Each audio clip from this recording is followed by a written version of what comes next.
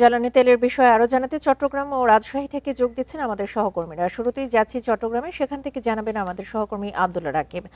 রাকিব, জ্বালানি তেলের তীব্র সংকটের মধ্যে এবার কর্ণফুলী নদীতে যে কয়েক লাখ লিটার ফার্নেস অয়েল জাহাজে আটকে রেখেই যে চক্রের কথা আমরা শুনতে পেয়েছি, তাদের বিষয়ে কি কোনো ব্যবস্থা নেওয়া হয়েছে কিনা, প্রশাসনিকভাবে কি কোনো পদক্ষেপ নেওয়া হয়েছে, আর কি অবস্থা দেখতে পাচ্ছেন জ্বালানি তেলের সরবরাহের?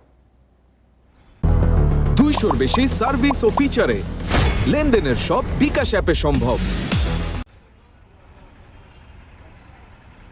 জি, জাহাজে যে তেল মজুদের বিষয়টি গণমাধ্যমে এসেছে সেটি মূলত ফার্নেস অয়েল, যেটি মেরিন ফুয়েল হিসেবে ব্যবহৃত হয়ে থাকে এবং সেটি মূলত বিপণনকারী সংস্থাগুলো থেকে নিয়ে জাহাজের মাধ্যমে লাইটারের জাহাজে করে সেগুলো দেশে এবং বিদেশি যে জাহাজগুলো রয়েছে সেগুলোতে সরবরাহ করা হয়।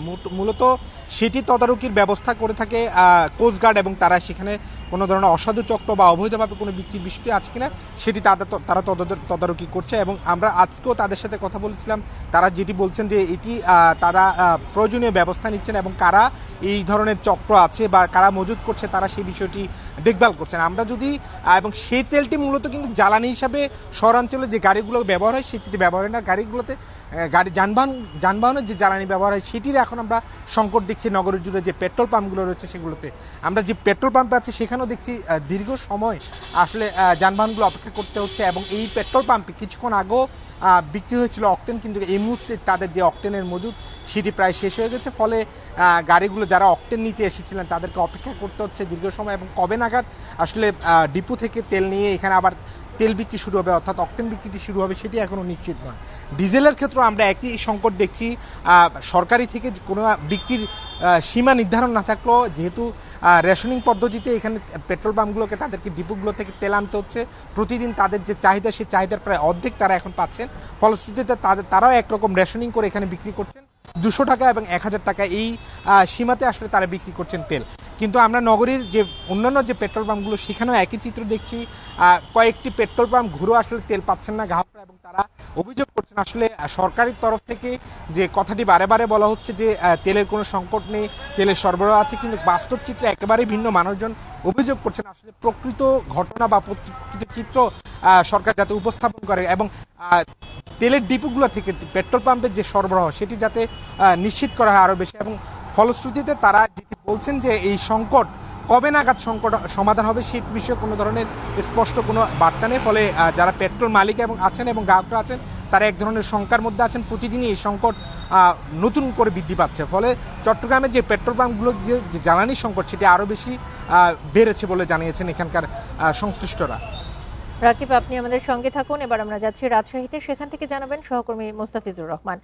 মোস্তাফিজ, কি অবস্থা দেখতে পাচ্ছেন বিভিন্ন পেট্রোল পাম্পগুলোতে?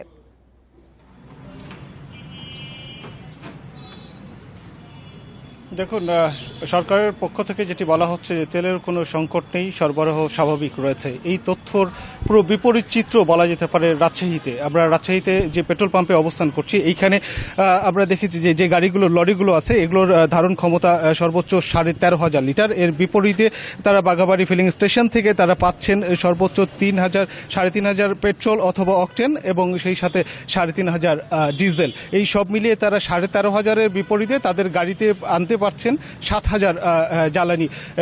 এর পরিপ্রেক্ষিতে এটি প্রত্যেকটি পেট্রোল পাম্পের একই চিত্র। এবং দেখা গেছে যে রাজশাহী জেলাতে প্রায় 50টি পেট্রোল পাম্প রয়েছে, 10টি এখানে তেলের ডিপো রয়েছে। প্রত্যেকটির ক্ষেত্রে আমরা কথা বলেছিলাম পেট্রোল মালিক ওনার্স অ্যাসোসিয়েশনে যারা নেতৃত্বে রয়েছেন, সাধারণ সম্পাদক রয়েছেন, তাদের সঙ্গে কথা হয়েছে। তারা যে বিষয়টি বলছে যে তাদের যে চাহিদাপত্র তারা যেটি দিচ্ছেন তার বিপরীতে তারা সেটি পাচ্ছেন না, এবং কোনো কোনো ক্ষেত্রে তারা 50%-এরও নিচে তারা তাদের যে চাহিদা রয়েছে সেই চাহিদা তুলনায় তারা পাচ্ছেন, যার ফলে প্রত্যেকটি পেট্রোল পাম্পগুলো গ্রাহকদের তেল দিতে হিমশিম খেতে হচ্ছে। এবং এখানে যেটি বলা হয়েছিল যে বাইকের ক্ষেত্রে 300 টাকায় এবং যারা প্রাইভেট যানবাহন যেগুলো রয়েছে বা ভারী যানবাহন রয়েছে তাদের ক্ষেত্রে সর্বোচ্চ 1,000 টাকা, এই নীতি অনুসরণ করেও কিন্তু তেল দিতে পারছেন না। এবং পেট্রোল পাম্পগুলোতে আমরা দেখেছি প্রত্যেকটি পেট্রোল পাম্পে আইন শৃঙ্খলা বাহিনী বিশেষ করে পুলিশ সদস্যদের রাখা হয়েছে, কেননা এখানে যারা তেল নিতে আসছেন অনেক ক্ষেত্রে তারা উত্তেজিত হয়ে পড়ছেন এবং মব সৃষ্টি করার মতো পরিস্থিতি কিন্তু তৈরি হচ্ছে, যার ফলে এখানে যারা পেট্রোল পাম্প মালিকরা রয়েছেন তারা কিন্তু শঙ্কা প্রকাশ করছেন এবং তাদের এই শঙ্কার জায়গা থেকে আইনশৃঙ্খলা বাহিনীর পক্ষ থেকে কিন্তু পুলিশ সদস্যদের মোতায়েন করা হয়েছে। গতকালকে আমরা দেখেছিলাম ঠিক এই পেট্রোল পাম্পে আমরা সেনা সদস্যদের এখানে আমরা দেখেছিলাম এবং তারা বলছিলেন যে তারা পেট্রোলিংয়ে রয়েছেন এবং তারা বিভিন্ন যে পেট্রোল পাম্পগুলো রয়েছে সেগুলো তারা পরিদর্শন করছেন, মূলত নিরাপত্তার বিষয় ইস্যুকে মাথায় রেখেই তাদের এই অবস্থানগুলো আমরা দেখেছিলাম। ঠিক এখানে যখন সেনাবাহিনীর মতো এখানে পরিস্থিতি নিয়ন্ত্রণের জন্য তাদেরকে আসতে হচ্ছে, পুলিশ সদস্যকে এখানে সর্বক্ষণিক এখানে পুলিশ সদস্যদের থাকতে হচ্ছে, অর্থাৎ বোঝা যাচ্ছে যে পরিস্থিতি কতটা ক্রমান্বয়ে জটিল হতে যাচ্ছে। এবং এখানে পেট্রোল মালিক যারা রয়েছেন, পাম্প মালিক যারা রয়েছেন তারা বলছেন যে তারা এক্ষেত্রে তারা অসহায়। তারা বলছেন যে তারা এখানে ডিপোগুলোতে যাচ্ছেন, ডিপোগুলো থেকে তারা পর্যাপ্ত তেল না পাওয়ার ফলে কিন্তু তাদের যে সাধারণ যারা গ্রাহকরা রয়েছেন তাদেরকে সেই তেলটি দিতে পারছেন না এবং এই পরিস্থিতি কবে নাগাদ স্বাভাবিক হবে সে বিষয়ে কিন্তু তারা সুস্পষ্টভাবে ব্যাখ্যা দিতে পারছেন না। তো এই ছিল রাজশাহী থেকে রাজশাহী পেট্রোল পাম্প থেকে সর্বশেষ। জ্বালানি তেলের বিষয়ে সবশেষ তথ্য নিয়ে জানাচ্ছিলেন আমাদের সহকর্মী।